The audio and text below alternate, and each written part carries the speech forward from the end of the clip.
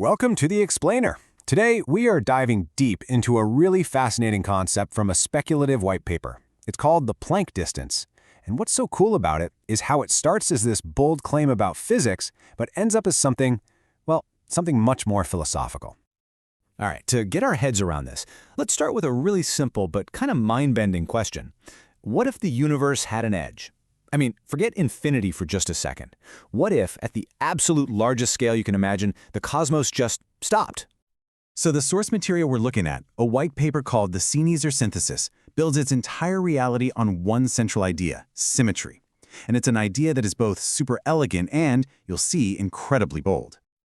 At its heart, the paper's big idea is all about balance. It basically says, look, if physics has a smallest possible length, the Planck length, which is kind of like the fundamental pixel of space-time, then shouldn't there be a largest possible length to mirror it?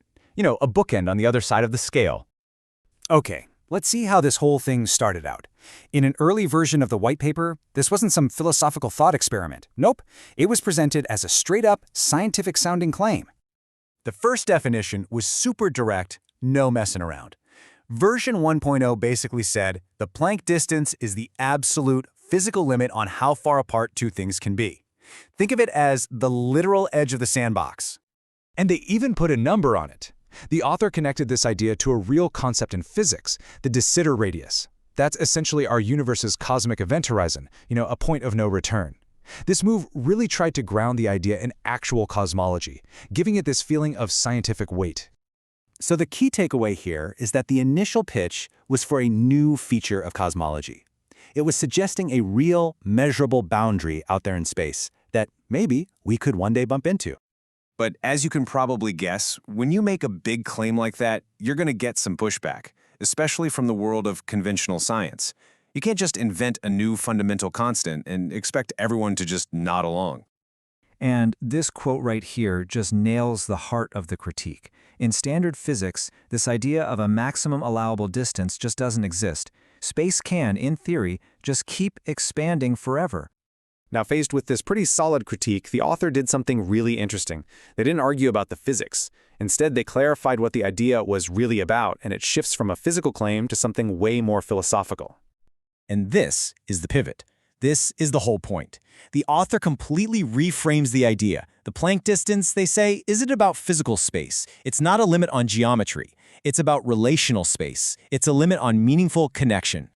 So the Planck distance becomes what they call a conceptual tool. It's not something you can go out and measure. It's more like a ground rule within the author's own model of the universe, a way to talk about a cosmos where information and connection are finite. Then, the author points out that, hey, physics is actually already full of ideas that act like this. Things like the causal horizon or the particle horizon. These are real concepts that represent effective boundaries, places beyond which we just can't interact or get information. So here's the revised definition, and it's a big one. The Planck distance is the point where two things just stop being part of the same shared system. They are no longer informationally connected. It's a limit on belonging, not a limit on distance. All right, let's see how this much more refined idea fits perfectly into the final version of the author's whole philosophical system, which, by the end, is really clear about what it's trying to do. What I love is how honest the final white paper is. It says, flat out, the goal here is not to do science. It's not about making testable predictions. The goal is to build a coherent story, a meaningful narrative about the cosmos. And this table just lays it all out beautifully. You have the smallest scale, called the seed. Then you have the largest scale, our Planck distance, which is now called the container for all of reality. And everything in between, the world we live in, is the arena. So what we've really traced here is the evolution of an idea. It started as this kind of pseudoscientific claim. It got challenged, correctly, and through that process, it matured into a much more powerful and frankly more honest philosophical concept. And that whole journey leaves us with this final thought. The Planck distance doesn't give us a new number to plug into our physics equations. Instead, it offers a new story to tell about the cosmos. So it makes you wonder, what do we value more? A framework that gives us proof we can measure, or one that gives us a narrative that feels coherent and meaningful?